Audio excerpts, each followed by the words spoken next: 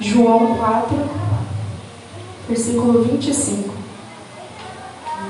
O tema já foi lido nesta manhã, eu só quero enfatizar esse versículo aqui. A palavra do Senhor vai dizer: eu sei, respondeu a mulher, que há de vir o Messias chamado Cristo. Quando ele vier, nos anunciará todas as coisas. Amém? Podem se assentar.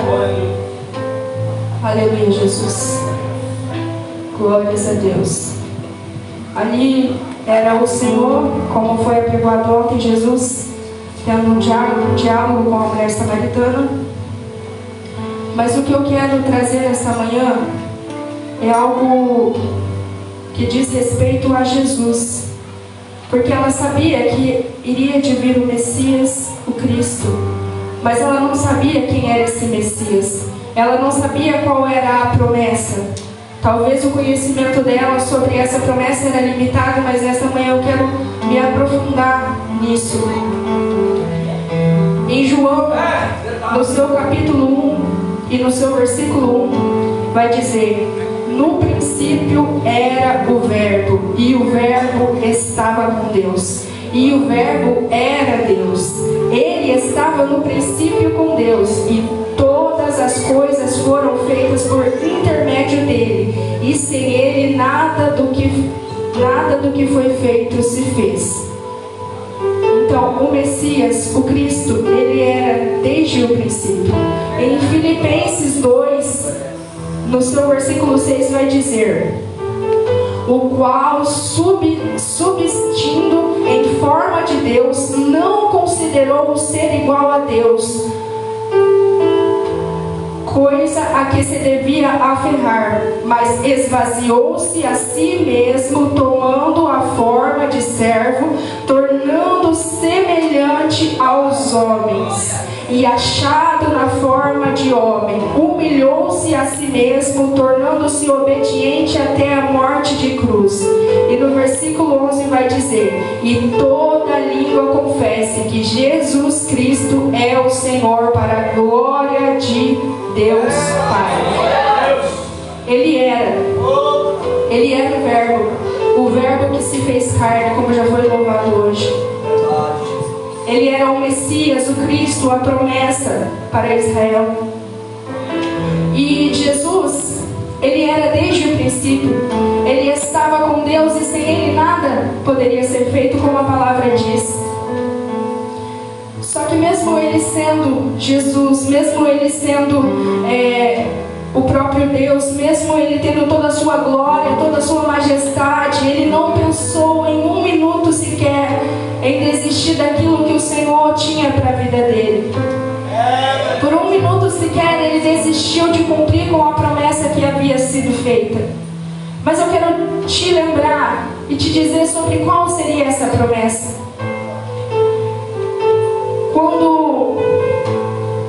Quando o Senhor criou Adão e Eva, ali havia uma intimidade no jardim, porque a Bíblia vai dizer que Deus ele passeava sobre o jardim. Então acredita-se que a intimidade que havia entre o homem e Deus, o homem e a criatura, Deus e a criatura, era uma intimidade muito grande. Acredita-se que poderia se ver face a face. Nós não sabemos, a Bíblia não especifica, mas eu acredito que Deus ele passeava ali e Adão poderia contemplar a verdadeira forma de Deus. E essa intimidade ela nos foi roubada através do pecado. Quando Adão e Eva pecaram, aquela intimidade que havia entre Deus e o homem, ela foi perdida, ela foi quebrada. E então o pecado nos afastou daquela intimidade, nos afastou de Deus. Só que o Senhor, com toda a sua glória e majestade, nunca desistiu de recuperar essa intimidade, de restaurar essa intimidade. Vai se passando geração em geração. Nós chegamos na geração de Abraão. E ali o Senhor faz promessas a Abraão. Promete a ele uma terra, a qual seria para ele sua descendência. Abraão não chega a essa terra, mas chega a geração de Moisés. O povo está escravizado no Egito. O Senhor levanta Moisés para cumprir com uma promessa que havia feito a Abraão. Porque o Senhor falou a Abraão que a sua descendência e o seu povo ficaria escravo, mas ele levantaria alguém para salvar aquele povo. E então se levanta Moisés.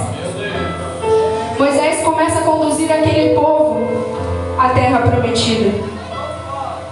E no meio do percurso, o Senhor sempre falando com Moisés que ele era o mais íntimo. Ali já era um outro nível de intimidade. Ali já era um nível mais ousado comparado ao povo do Egito. Moisés era o que tinha mais intimidade com Deus e falava diretamente com ele. Não era a mesma intimidade que havia no jardim, mas o Senhor já estava restaurando a intimidade entre o homem e Deus. E então ali em Êxodo 25, no verso 8, o Senhor ele está instruindo Moisés a construir um tabernáculo. A palavra de Deus vai dizer em Êxodo 25, no versículo 8: e me farão um santuário para que eu habite no meio deles. E ali Moisés constrói conforme o Senhor o instrui. O Senhor diz exatamente de que maneira ele deve construir o santuário. O Senhor dá as coordenadas, os tamanhos, a madeira, tudo que deve ser usado. O Senhor diz a Moisés para que construa aquele santuário, para que o povo pudesse estar mais perto de Deus, para que o povo pudesse se achegar mais a Deus, para que a intimidade que um dia o pecado nos roubou fosse restaurada. E então Moisés constrói o santuário conforme o Senhor diz a ele. E então o Senhor diz a ele: constrói uma arca de madeira de acácia. E você vai colocar aquela arca no templo, e ali a minha presença vai habitar. Só que tem um porém: você vai colocar um véu que separa essa arca e aquele sumo sacerdote que vai adentrar ali para fazer o sacrifício. Eu preciso que você entenda que naquela época o povo era pecador e eles ainda não tinham tanto acesso à presença de Deus, não tinham tanta intimidade, não entendiam, mas o Senhor sempre estava instruindo através de Moisés. Então ali se levantaria um sumo sacerdote, alguém que entraria no templo, faria um sacrifício primeiramente pelos seus próprios pecados e depois faria um sacrifício pelo pecado do povo, e ali levaria ofertas e coisas para que agradassem a Deus. Era uma maneira do Senhor, das pessoas se aproximarem de Deus. Só que só adentrava sobre aquele santuário o sumo sacerdote para fazer o sacrifício. E a palavra de Deus vai dizer em Hebreus 7, no verso 23: e na verdade aqueles foram feitos sacerdotes em grande número, porque pela morte foram impedidos de permanecer. Aleluias. Então eram muitos sacerdotes, porque de ano em ano eles tinham que entrar lá e fazer o sacrifício. E então se tornava uma coisa cotidiana, porque o povo continuava pecando. A palavra de Deus vai dizer que o povo entrou na terra prometida. Moisés já havia sido recolhido por Deus, e se levantara Josué, e o povo entrou na terra prometida, e ainda assim o povo voltou a pecar. E então o Senhor ele decide fazer uma nova aliança com o povo.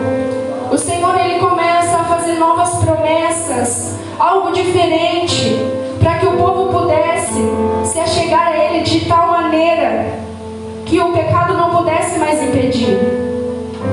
E a palavra de Deus continua dizendo em Hebreus 7:24: mas este, porque permanece para sempre, tem o seu sacerdócio perpétuo.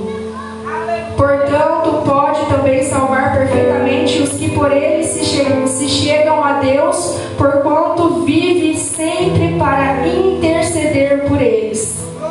Aleluia, Jesus. O Senhor decide levantar um único sacerdote, um sacerdote eterno, um sacerdote que através dele haja salvação para todos os homens. Não era mais necessário que se levantassem vários e vários homens, vários e vários sacerdotes, porque o Senhor disse: eu vou levantar apenas um, e esse será eterno. Esse intercederá eternamente pelo meu povo, com o sacrifício que ele me fará. Não seria mais necessário o santuário, não seria mais necessário o véu, não seria mais necessário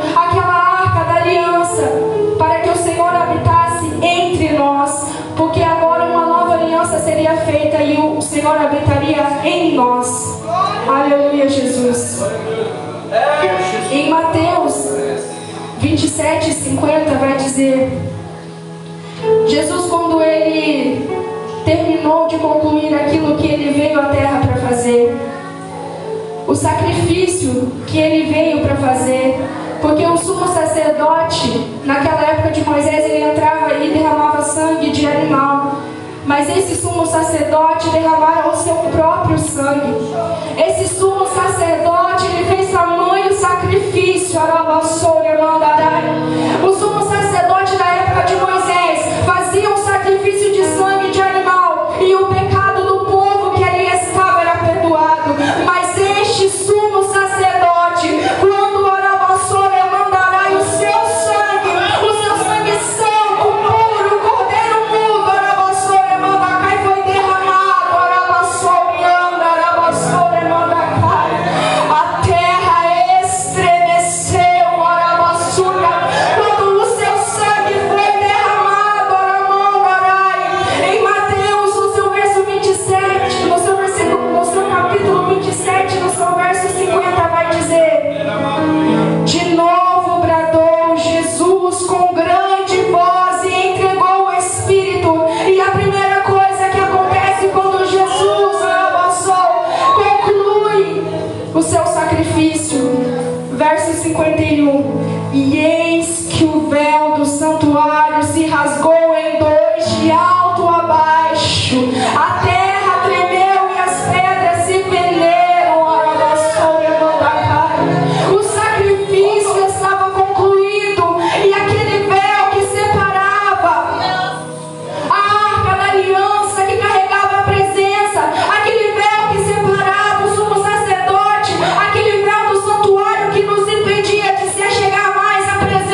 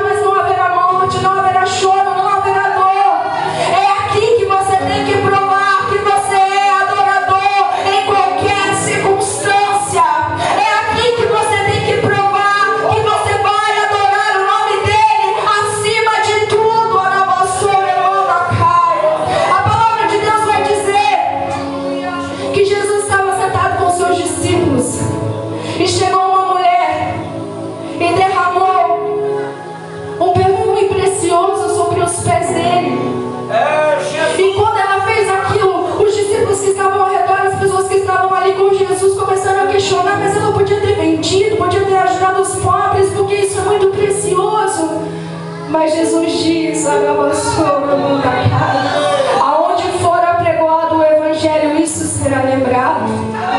Aquele ato que aquela mulher fez e muitos questionaram, o Senhor disse, aonde o Evangelho foi pregado, essa mulher vai ser lembrada, esse ato de adoração. E eu quero te perguntar, o que a sua adoração tem gerado no reino? O que a sua adoração tem gerado no reino? Como você tem sido lembrado? Você tem sido lembrado por aquele que adora em meio à dor, adora em qualquer situação, ou você tem sido lembrado por aquele que apenas adora da boca para fora? A palavra de Deus conta sobre uma mulher que estava tendo um fluxo de sangue e já havia tentado de todas as maneiras ter sido curada. E o Senhor Jesus estava andando e a multidão oprimia, o tocava. Mas quando ela tocou Jesus, é um ato de adoração. Ela não falou palavra nenhuma, ela apenas tocou nas vestes dele e gerou algo no reino, porque a virtude saiu de Jesus. Eu quero que você entenda que neste momento, nesta manhã, se você tocar somente as vestes dele, se você tocar a vassoura mandarai, o Senhor com a sua adoração, virtude descerá do céu sobre a sua vida. Você precisa acreditar. Jesus já fez o sacrifício por ti, para que os seus pecados fossem perdoados. O sumo sacerdote já entregou o sacrifício eterno. Então você tem livre acesso para ter intimidade com ele. Em toda a palavra de Deus você pode perceber que é sempre o Senhor tentando restaurar a intimidade. É sempre o Senhor fazendo sacrifícios para que nós possamos se achegar a ele. Jó vai dizer, depois de tudo que ele passou, ele vai dizer: antes eu o conhecia somente de ouvir, agora os meus olhos contemplam a ti. E a palavra de Deus vai dizer que antes de Jó passar por tudo aquilo, o Senhor fala que ele era um homem temente. Se Jó não conhecia Deus, imagina nós. Se ele que é um homem temente, ele afirma no final do capítulo que ele não conhecia, só conhecia de ouvir.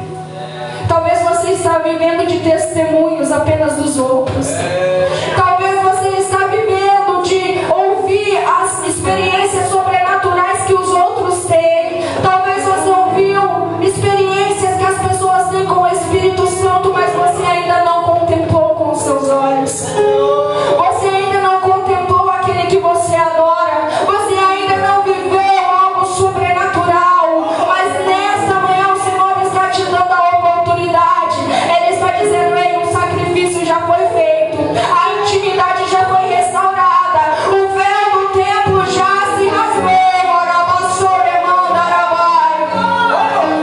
O Espírito Santo desceu,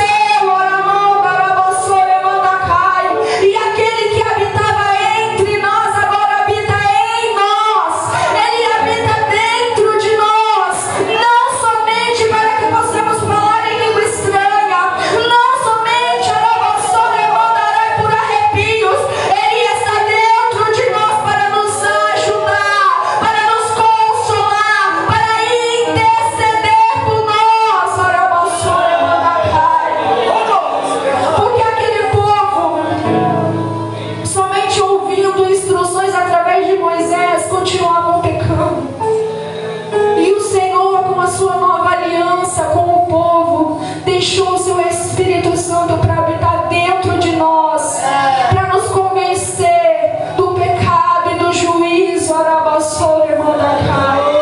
E Ele está aqui nesta manhã falando comigo e contigo. Aleluias. E eu quero finalizar. Colossenses 3, no seu verso 1 diz: Se, pois, fostes ressuscitados juntamente com Cristo, buscai as coisas que são de cima, onde Cristo está assentado à destra de Deus. Pensai nas coisas que são de cima e não nas que são na terra. Porque morrestes e a vossa vida está escondida com Cristo Deus.